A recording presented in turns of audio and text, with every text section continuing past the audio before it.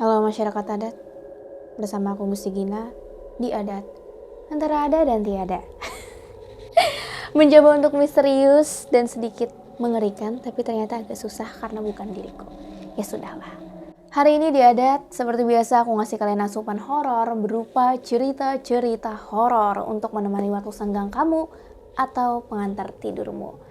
Tapi sebelum kita memulai cerita kali ini, kalian udah bisa lihat ya pakaianku dan juga karena spesial Oktober, jadi kita temanya adalah Spooky Oktober, Halloween. Jadi aku bakal memakai benda-benda yang berkaitan dengan Halloween karena aku sendiri tuh nggak pernah ke pesta Halloween sih. Sedih banget ya.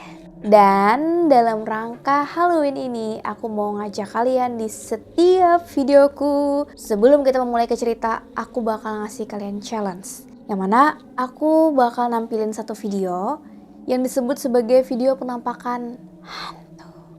Dan kalian silahkan tulis kolom komentar tanggapan kamu, baik berupa ya reaction kamu atau sekedar analisa kamu itu videonya real atau enggak. Nanti komentar yang menurut aku unik akan aku kasih hadiah saldo GoPay atau ShopeePay atau OVO, terserah, sebesar Rp50.000 per video ini.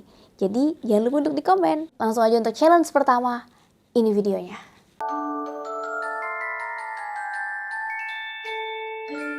Jadi video ini adalah video penampakan pocong di bioskop. Coba kalian perhatikan baik-baik. Is that real or no?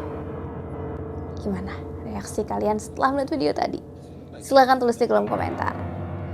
Dan kita langsung masuk ke ceritanya. Ada, antara ada dan tidak. Omnis satanica potestas, omnes.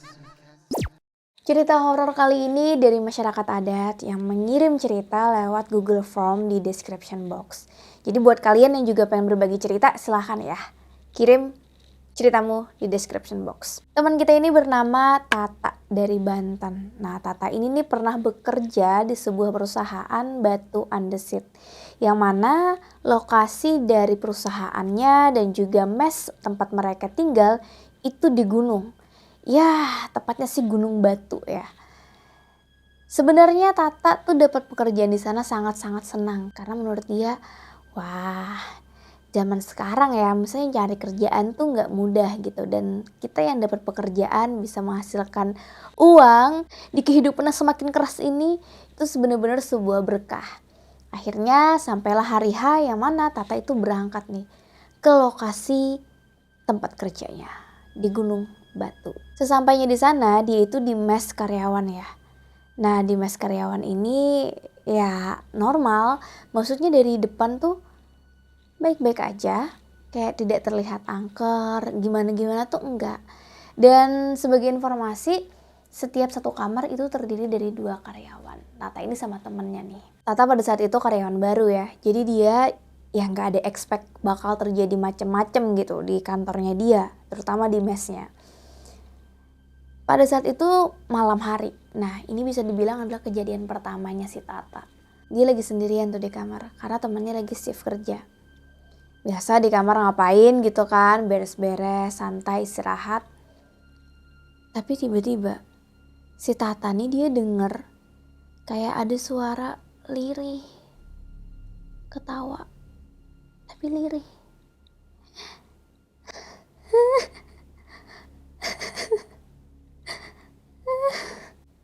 Mungkin kayak gitu tuh, suara perempuan. Tata bingung dong, maksudnya tuh suara siapa, dia kan lagi sendirian di kamar. Mana suaranya tuh dia dengar-dengar, itu kayaknya dari dinding bagian atas sebelah kanan deh. Dia dengerin lagi, masih ada suara itu. Dan Tata langsung bergidik. Apa itu suara kuntilanak ya? Tapi untungnya di gangguan pertama ini Tata tidak dilihatkan secara langsung wujudnya. Walau suara itu sangat menyeramkan bagi dia. Ya udah, malam itu berlalu. Keesokan harinya, hari kedua Tata di mes karyawan. Dia pada saat itu kerja ya.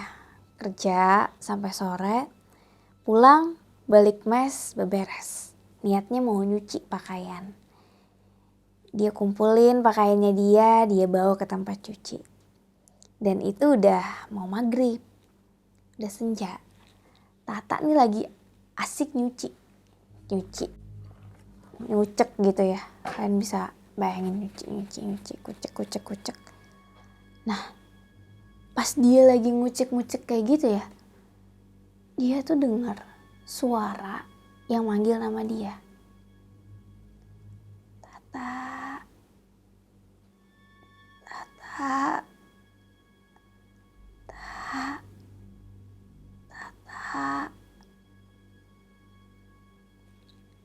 Suara dari mana lagi gitu kan.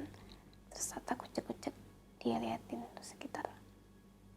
Dia inget tuh pesan dari orang tuanya, kalau dengar ada yang manggil nama kamu jangan langsung disautin, tapi cari tahu dulu siapa.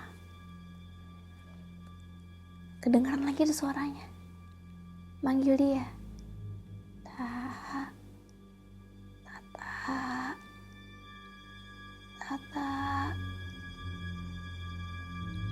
Tata merinding dong. Maksudnya siapa sih yang iseng? Tapi dalam keadaan mes itu sedang benar-benar sepi. Ya udah kayak nggak ada orang gitu kan. Ya Tata berusaha berpositif thinking.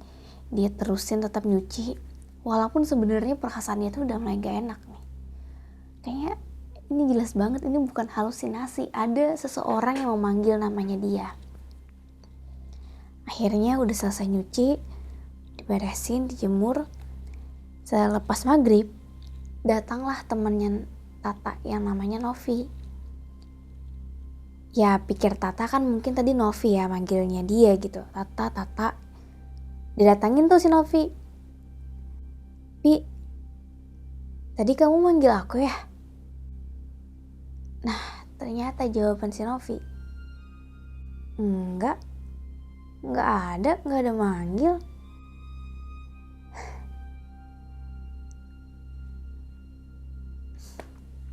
Berarti ini udah kedua kalinya Tata diganggu di mes karyawan itu.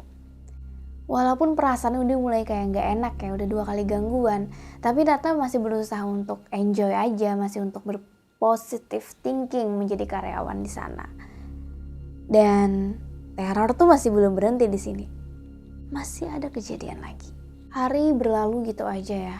Tata seperti biasa kerja, pulang. Ya gangguan itu sih gak selalu terjadi setiap saat. Hingga suatu hari teman sekamarnya Tata yang bernama Ina, itu tuh teman kuliahnya dia, dapat libur. Kalau libur tuh bisa pulang. Kan kantornya itu di gunung ya, maksudnya libur ya mereka pasti balik dong.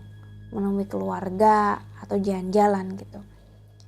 Nah malam itu Tata nih tidur sendirian. Ya dia pikir ya udahlah nggak apa-apa kali ya, maksudnya nggak ada teman, it's okay. Tidurlah si Tata nih tidur dia. Pas tengah malam Tata tuh tiba-tiba dia dengar suara kayak dinding yang digosok-gosok, kayak diamplas, kayak gimana ya ini.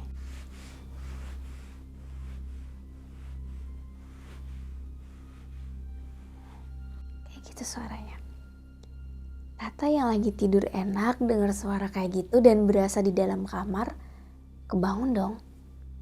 Ini siapa? Perasaan sendiri deh tidurnya. Dia buka mata, gak ada siapa-siapa. Tapi bunyi itu tuh masih ada, masih kayak gini.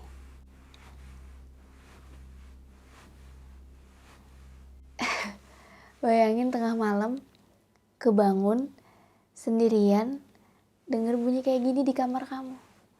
Dan Tata tuh ngedengar suara itu dia, ini di mana nih sumber suaranya? Dia dengar, tapi dia nggak bangun ya, maksudnya nggak berdiri berduduk gitu, dia masih rebahan. Suaranya tuh kayak di dinding yang berbatasan dengan ruang tengah sama ruang TV. Jadi nih dia rebahan gini kan, sana tuh dinding, nah di sana habis dinding itu tuh langsung ruang tengah ruang TV. Itu suara tuh masih aja berbunyi gitu kan, maksudnya nggak cuma sebentar terus menerus gitu. Tata mikir itu siapa ya, Apa mungkin Pak B gitu kan. Pak B tuh orang yang juga di mes itu. Jadi mes itu banyak karyawan. Atau ada kerjaan hingga melakukan aktivitas tersebut. Meskipun malam itu terasa mencekam dan bunyi usapan dinding itu tetap terdengar sepanjang itu, Tata tuh tetap berusaha buat tidur. Ya bagaimanapun besok harinya dia bekerja. Nah keesokan harinya dia tuh gak cerita sama siapa-siapa. Maksudnya kan walaupun dia diganggu selama ini, dia kan bagaimanapun juga masih karyawan baru. Gak enak juga, apalagi cerita-cerita horor kayak gini tuh gak semua orang percaya kan. Agak gimana ya, kadang kalau kita ngalamin hal horor, lalu cerita sama orang yang baru kita kenal, takutnya mereka malah anggap kita aneh. Itu yang mungkin ada di pikiran Tata pada saat itu. Hingga waktu terus berlalu, Tata pun dapat jatah libur. Sama kayak karyawan lain, kalau libur Tata juga pulang. Dia baliklah ke rumahnya, istirahat, liburan. Nah si Ina, teman sekamarnya Tata, itu otomatis tidur sendiri, tinggal sendiri untuk sementara waktu. Tata yang lagi liburan santai-santai di rumahnya tengah malam, tiba-tiba dapat SMS dari Ina. Jadi si Ina bilang, "Tak, kok aku dengar kayak suara ngusap-ngusap dinding ya? Aku takut, Tak." Dek. Ini sama yang kayak dialamin sama Tata. Berarti gak cuma Tata yang ngalamin hal tersebut. Dan itu posisinya tengah malam ya. Maksudnya setelah dipikir-pikir sama Tata, siapa sih yang beraktivitas tengah malam seperti itu gitu. Yang ada tuh para karyawan pada istirahat secara kerjanya di tambang batu. Capek. Malam gak ada kerjaan banget ngusap-ngusap dinding. Kayak gak mungkin. Si Tata yang ngebaca SMS Ina kan, dia mikir Ina lagi sendirian. Tata gak mungkin bilang saat itu bahwa dia juga ngalamin hal serupa waktu sendirian. Tata nih berusaha nih buat menenangkan Ina. Yaudah Ina, kamu baca doa, istighfar, baca semua ayat yang kamu bisa. Terus Ina ngebalas SMS-nya. Iya Tak, tapi aku tetap takut banget. Ini aku di bawah selimut. Itu suara bukan hewan, bukan cicak. Aku udah ngecek. Dan suaranya dari dalam lemari. Oh ini tambah aneh. Karena kalau si Ina mendengarnya suara usapan itu dari dalam lemari, dan apabila itu dilakukan oleh manusia, logikanya berarti ada orang di dalam lemari. Cuman si Ina udah ngecek, gak ada. Binatang aja gak ada, cicak juga gak ada. Maksudnya apa yang bisa membuat suara seperti itu di tengah malam? Nah Ina tuh udah bener-bener gemeteran, ketakutan. Ya Tata nemenin lah secara virtual. Singkat cerita, ya akhirnya Tata balik nih ke mes. Liburannya udah selesai. Kejadian yang dia alamin, gangguan-gangguan dia di mes tuh masih sebatas suara. Tapi kejadian yang setelah ini ya selama ini Tata diem aja, dia gak cerita sama siapa-siapa. Ternyata salah satu teman dia, karyawan di perusahaan itu, mengalami kesurupan. Jadi kejadiannya kayak gini. Tata nih lagi off day gitu ya sama teman-temannya. Jadi di kamar itu lagi ngumpul tuh berempat. Biasa kalau lagi ngumpul tuh kan macam-macam ya posisi. Ada yang duduk, ada yang rebahan, ada yang mungkin berdiri atau ngapain, ada juga yang tengkurap. Nah teman Tata nih yang tengkurap namanya Sari. Sari tuh orang lagi asik-asik ngobrol, bercanda gitu. Tiba-tiba dia nangis. Dia nangis sambil merem.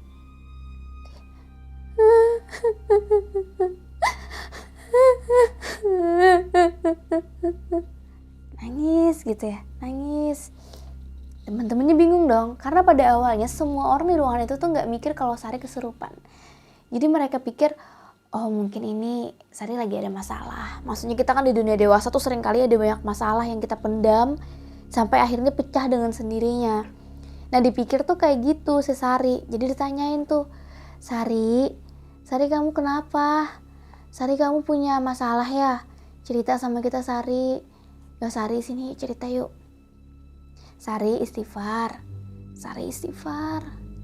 Kamu kenapa sih? Lagi ada masalah ya? Pokoknya kalimat-kalimat itu tuh terlontar dari Tata dan teman-teman. Cuman Sari itu sama sekali tidak menjawab.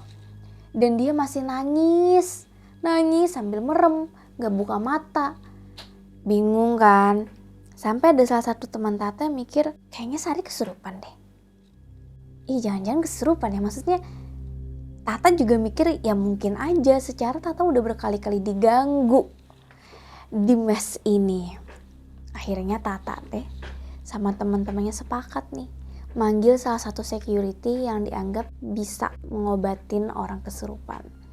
Sampai-sampai tuh teman-teman Tata nih ngontak orang tuanya si Sari. Jadi kayak nelfon bapak ibunya, Pak, Ibu, ini si Sari lagi nangis sambil merem, nggak tahu kenapa gitu kan.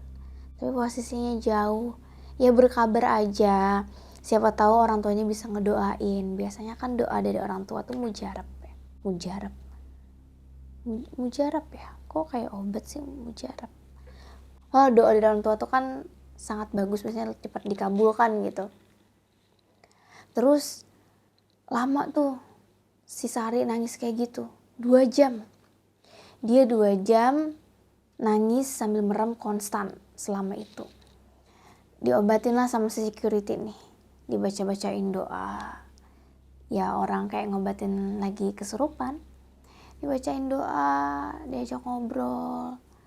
Teman-temannya megangin badannya. Sampai akhirnya sadar. Udah gak nangis lagi. Udah gak kenapa-napa lagi. Tapi anehnya waktu ditanya, Sar kamu kenapa? Tadi nangis, ingat gak? Si Sari cuma jawab kayak gini. Hah? Nangis? Gak tahu. Apa emang? Selempeng itu. Dia kayak bener-bener gak ingat kalau dia bikin heboh satu mes karyawan karena dia lagi kesurupan. Dia aja lupa namanya juga kesurupan. Gara-gara kejadian itu orang-orang di mes karyawan itu udah agak terbuka ya sama cerita-cerita yang mereka alami. Terutama cerita horor gitu. Ternyata gak 1-2 orang, gak cuma Tata sama si Ina nih yang ngalamin. Nah, akhirnya terjadilah forum tuh di antara karyawan. Cerita-cerita. Rupanya ada banyak sekali cerita karyawan lain yang juga ngalamin gangguan horor di mes itu. Contohnya tuh kayak temennya si Tata tuh ya. Dia tuh lagi nonton TV nih sendirian malam. Santai lah. Maksudnya kan TV ramai. Jadi kayak suasana tuh gak seserem itu. Gak kenapa-napa gitu.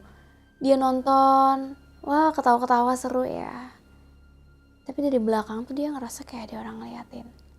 Biasanya kita kalau diliatin orang tuh kan berasa ya.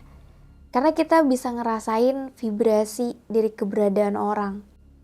Apalagi orang yang keberadaannya tuh kuat. Jadi kita ngerasa tuh ada something di belakang. Nah temannya Tata ini sebut aja namanya Lintang. Lintang lagi nonton TV. Kok ada yang liatin ya? Berbalik nih dia.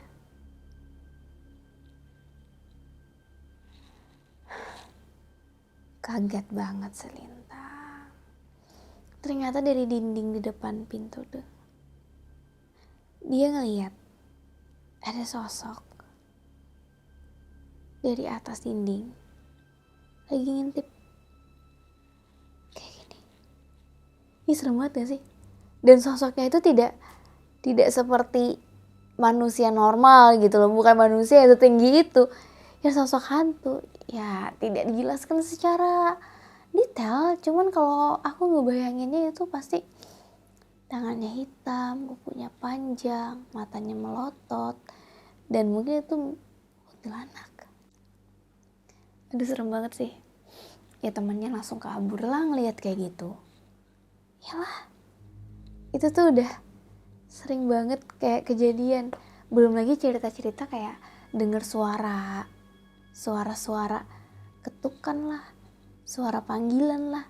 Itu tuh ternyata gak cuma Tata yang ngalamin itu, yang lain juga pada ngalamin. Terus ada juga cerita, salah satu karyawan mes di situ tuh kerjanya pakai alat berat. Nah dia tuh harus naik ke gunung lagi tuh dari lokasi mereka ya. Naik lagi di atas gunung, pas kerja, pas di jalan gitu ya, bawa alat berat nih. Ngelihat ada sosok perempuan, tapi kayak tante-tante gitu loh. Maksudnya dia gak semuda itu. Kalau kita kan mengasosiasikan si kuntilanak tuh perempuan muda ya, 20 tahunan. Kalau ini kayak 35-40an gitu. Tante-tante. Tapi normal, maksudnya dia gak seperti kuntilanak. Cuman kayak perempuan biasa aja, wanita gitu. Jalan. Ih kok ada tante-tante ya di sini? Maksudnya kan ini posisinya mungkin malam gitu kan, gelap. Ngapain? Gak ada rumah penduduk juga. Itu tuh wilayah tambang. Ya kelewatan. Dicek lagi udah gak ada lagi. Namanya di gunung juga ya. Maksudnya kan cerita-cerita di gunung tuh banyak ya. Dan kita bener-bener gak tahu sosok-sosok apa aja yang ada di situ. Lalu ada juga nih ceritanya temen si Tata. Namanya Dino. Jadi Dino ini tiba-tiba resign. Semua pada kaget. Karena kayak gak ada hujan, gak ada angin, tuh anak resign. Sedangkan dia kayak fine-fine aja awalnya. Nah rupanya nih, ada beberapa karyawan yang curiga Dino tuh habis digangguin sama makhluk halus. Karena setelah mereka ketemu Dino, setelah itu juga Dino pulang, dia resign. Jadi gini, ini ada beberapa orang nih, anggap aja namanya Budi, Jali, sama Rika misalnya. Budi, Jali, Rika jalan nih, lewatin ruang komputer. Ada orang di dalam, mungkin si Dino. Masuklah mereka, mau ngeliat. Pas dibuka dan ngeliat, Dino tuh kayak gini posisinya.